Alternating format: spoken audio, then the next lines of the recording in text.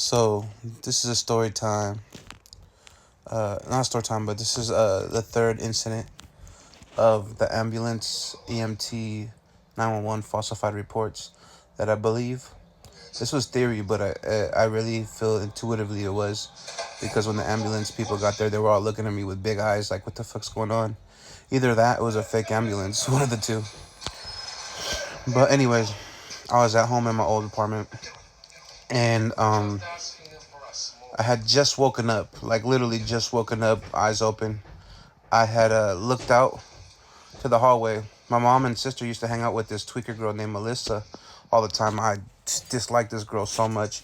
She was just one of those functioning addicts, right? I never wanted her at my house at all. Like, for real. I would always text my mom all the time. Hey, let me know when she leaves. Let me know when she's gone. Da da da da. Like, almost every time she came over, let me know so I can make food.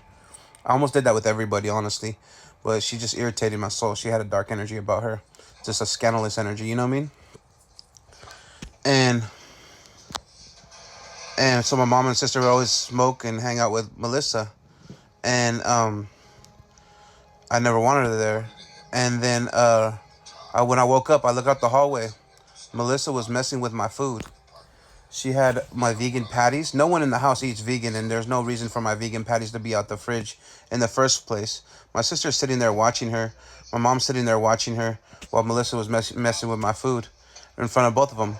My mom could see through the counter area. My sister was sitting by the table, seeing the kitchen. She was messing with my food, and I catch her, and she didn't. I don't think they left it on the counter. My vegan patties were already in like a Ziploc seal type packaging, but it was in an extension. They put it inside another Ziploc packaging, messing with my food, right? I wonder if anybody over here knows Tweaker Melissa. But anyways, because that could correlate into organized stalking. But anyways, um, I catch them messing with my food, and my family's allowing it, right? While I'm sleeping, they were messing with my food. Caught, like full on caught. You know what I'm saying? There's no ands, ifs, buts about it. You know what I'm saying? Um.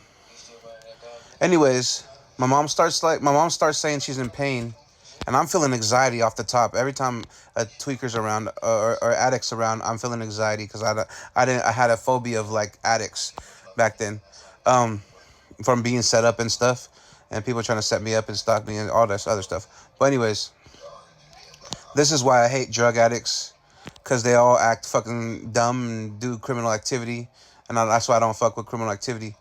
Uh, I started from the bottom of just not liking criminal activity from PTSD after my first setup of finding 4 pounds of opiates in a fucking couch that I was given to me by my mom. But anyways, um, after I called the FBI and all that. But anyways, it scared me straight, basically. That day I went sober and, you know what I mean? Only drank since then. I haven't even smoked tree or done anything, you know what I mean? PTSD sent me straight. Anyways, my mom started saying she was in pain, and then Tweaker Melissa got on top of her and was like stretching her legs out.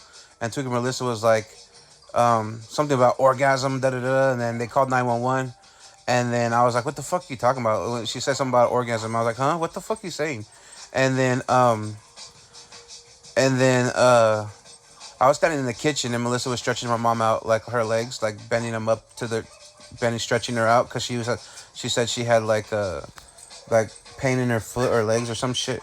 And then when Melissa said orgasm, I was like, what the fuck are you talking about? Like, I looked at her like weird. She's on top of my mom talking about an orgasm. It was fucking weird. Like they were lesbians or some shit.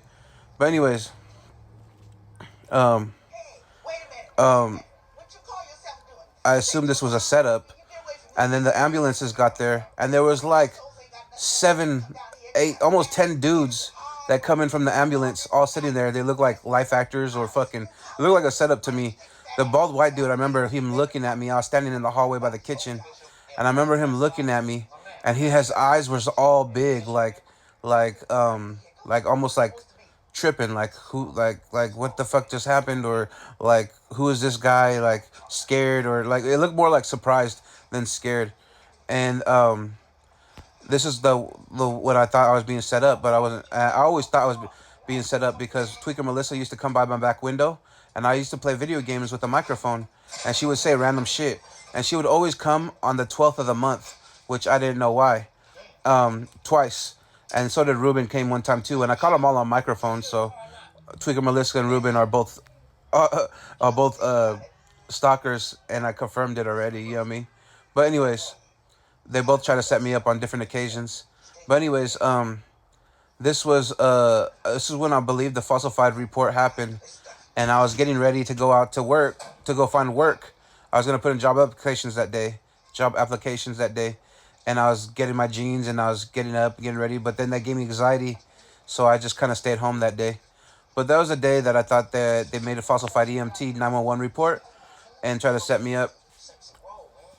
But yeah, I don't know if it was a setup, but everything just correlated as a weird energy and a weird vibe of fucking feeling like a setup.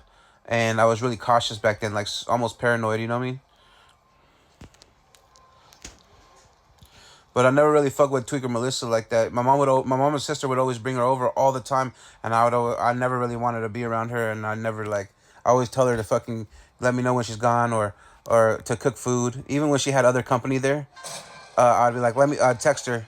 You could text to check the text logs. Like, let me know when they're gone so I can make food. Da da da da da.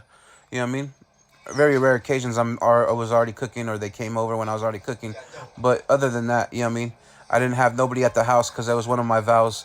It was one of my vows to keep myself safe is not to bring nobody over my house. And I told God, I'm not going to bring nobody here because the Holy Spirit put it on me as a fear and paranoia. So I vowed not to bring nobody over to that house. So anyone has ever said I brought somebody over to that house after a certain point within the 5 years of me living there, within the last 5 years, has lied.